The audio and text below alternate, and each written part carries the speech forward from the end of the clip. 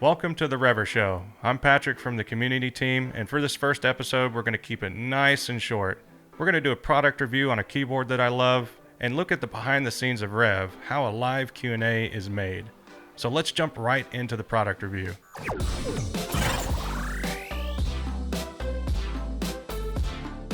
Ah yes, the Corsair K68 RGB. I love this keyboard. I bought it my second year at Rev and typed well over 20 million keystrokes on it, and it's still going strong today. I have a new keyboard now, so I only use this one when I go to the Austin office and have my work laptop, because otherwise I'm completely useless typing on a flat laptop keyboard. This is a mechanical keyboard using Cherry MX Red switches. This gives the keys a linear feel with no audible click when you depress the key. As the name of this keyboard suggests, it's fully RGB, and there's software that comes with it called Corsair iQ, which controls the lighting effects. I like having backlighting when doing projects, especially if the room is dim, but I don't want it to be distracting with a bunch of flashing colors when I'm transcribing. So when I'm doing that, I keep it on solid white. However, just for you to see what kind of effects it has, I added a secondary color effect here. The software is pretty powerful and very customizable, so if you're nuts about RGB, this is a perfect keyboard for you. It also features full media controls, which I feel is an absolute requirement for Rev to quickly raise and lower volume and files. It's also IP32 certified, meaning it can resist spills pretty effectively. It's got this cool little rubber protection below the keys.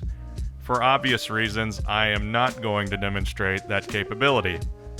Let's listen to the keys.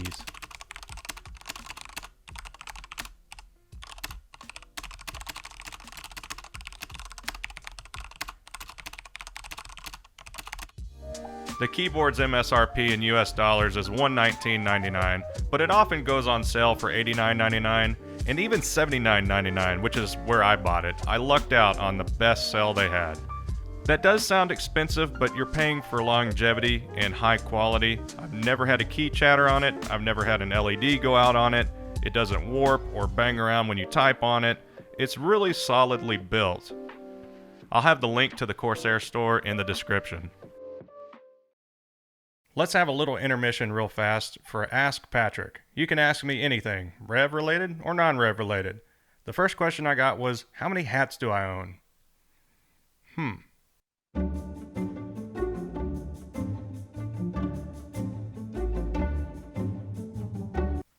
9. I guess you could say I really like wearing hats. How does a live Q&A work? Around a month before a live Q&A is set to go live, multiple departments start blocking out potential topics to cover. It's usually a mix of features that have already released that we want to remind Revers of or give more information on, and the other part of it is future updates. As many as 20 people from different departments could be contributing to a live Q&A in some way, so it's pretty complex. During this time, we determine who would be the best person to speak on a topic, and once they're chosen, they start filling out their topics and creating slides to show on screen for Revers.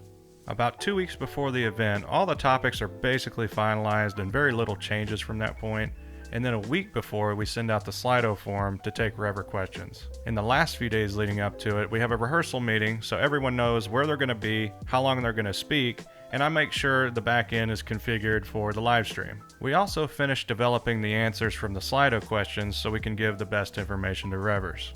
Revers usually see the live stream start at 12:30 p.m. Central Time, but our actual meeting starts 30 minutes prior. That gives everyone a chance to get into the meeting, prepare their slides, and I make sure that the back end is set one more time, just for safety. That's scratching the surface of how live Q&A works. If you have any more questions about how that process works, leave a comment on the video or on the forum. Well, that was short, but I hope you enjoyed watching. To learn more about Rev, the Rever experience, and other fun stuff like this, subscribe to the Rever HQ channel, and we'll see you on the next one.